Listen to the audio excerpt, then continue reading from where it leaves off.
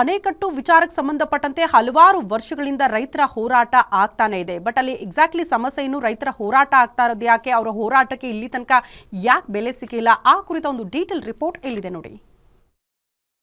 ಅಣೆಕಟ್ಟಿನ ಎತ್ತರವನ್ನ 524.256ಕ್ಕೆ ಹೆಚ್ಚಳ ಮಾಡಬೇಕು ಎಂಬ ಕೂಗು ಹಲವಾರು ವರ್ಷಗಳಿಂದಲೂ ಕೇಳಿ ಬರ್ತಿದೆ. 2010ರಲ್ಲಿಯೇ ನ್ಯಾಯಮೂರ್ತಿ ಬ್ರಿಜೇಶ್ ಕುಮಾರ್ ನೇತೃತ್ವದಲ್ಲಿ 2ನೇ ನ್ಯಾಯಾಧಿಕರಣ ತೀರ್ಪು ಹೊರಬಿದ್ದಿದೆ.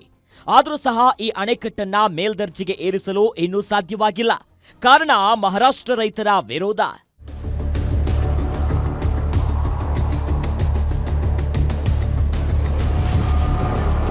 ರೈತರು ಅಂದಿನಿಂದಲೂ ಹೋರಾಟವನ್ನ ಮಾಡಿ ಸರ್ಕಾರದ ಮೇಲೆ ಒತ್ತಡವನ್ನ ಹೇರಿದ್ರೂ ನೆಪಗಳನ್ನ ಒಡ್ಡಿ ಜಾರಿಕೊಳ್ತಿದ್ದಾರೆ. ಹೀಗಾಗಿ ರಾಜ್ಯ ಸರ್ಕಾರದಿಂದ ಈ ಕೆಲಸ ಸಾಧ್ಯವಿಲ್ಲ. ಕೇಂದ್ರ ಸರ್ಕಾರ ಈ ಯೋಜನೆಯನ್ನ ರಾಷ್ಟ್ರೀಯ ಯೋಜನೆ ಎಂದು ಘೋಷಣೆ ಮಾಡಿ ಎಂದು ಹೋರಾಟಗಾರರು ಎಚ್ಚರಿಸಿದ್ದಾರೆ. ವಿಜಯಪುರ ಜಿಲ್ಲೆ ಮತ್ತು ಬಾಗಲಕೋಟೆ ಅವಳಿ ಜಿಲ್ಲೆ ರೈತರಂದ್ರೆ ಸಂಪೂರ್ಣ ಕಡೆಗಣಿಸಿಬಿಟ್ಟಾರ. ಕುಡಿಲಿಕ್ಕೆ ನೀರಿಲ್ಲ.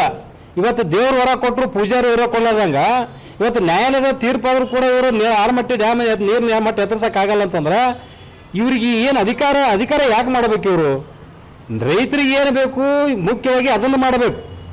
ರೈತರು ಸಮಗ್ರ ನೀರು ಕೊಟ್ಬಿಟ್ರೆ ಸಾಕು. ರೈತರು ಯಾರಿಗೂ ಸಾಲ ಕೊಡುವ ಅವಶ್ಯಕತೆ ಇಲ್ಲ. ರೈತರು ಆತ್ಮಹತ್ಯೆ ಮಾಡ್ಕೊಂತ ಪ್ರಸಂಗ ಎದುರಾಗಂಗಿಲ್ಲ.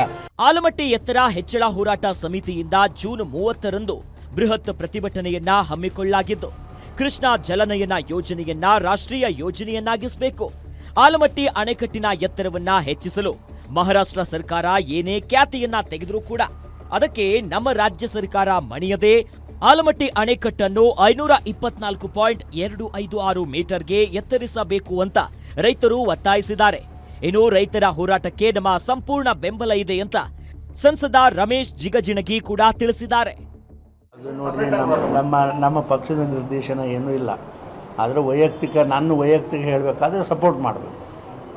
30 ತಾರೀಕು ಅವರು ರೈತರ ಜೊತೆ ಅವ್ರು ಸಪೋರ್ಟ್ ಮಾಡಬೇಕು. ಆದರೆ ಪಕ್ಷದ ಇದು ಬಂದಿಲ್ಲ ನಮಗೇನು ಇನ್ನೂ ತನಕ. ಆದರೆ ವೈಯಕ್ತಿಕ ಹೇಳಿದ್ರೆ ಆಗ್ಬಹುದು ಅಂತ. ವಿಜಯಪುರ ಜಿಲ್ಲೆಯಲ್ಲಿ ಸದ್ಯ ರೈತರ ಹೋರಾಟ ತೀವ್ರ ಸ್ವರೂಪವನ್ನ ಪಡೆದುಕೊಂಡಿದೆ. ಈ ವಿಚಾರವಾಗಿ ವಿಜಯಪುರ ಜಿಲ್ಲೆಯ ಶಾಸಕರು, ಸಂಸದರು ರಾಜ್ಯ ಹಾಗೂ ಕೇಂದ್ರ ಸರ್ಕಾರದ ಮುಂದೆ ಕೃಷ್ಣಾ ಮೇಲ್ದಂಡೆ ಯೋಜನೆಯ ಬಗ್ಗೆ ಮನವರಿಕೆ ಮಾಡಿ ಕಾಮಗಾರಿಗೆ ವೇಗವನ್ನ ಕೊಡಿಸಿ ಈ ಭಾಗದ ರೈತರಿಗೆ ನ್ಯಾಯ ಕೊಡಿಸ್ತಾರಾ ಅನ್ನೋದನ್ನ ಕಾದು ನೋಡಬೇಕಾಗಿದೆ. Deepak Shinde, guarantee news, Vijayapura.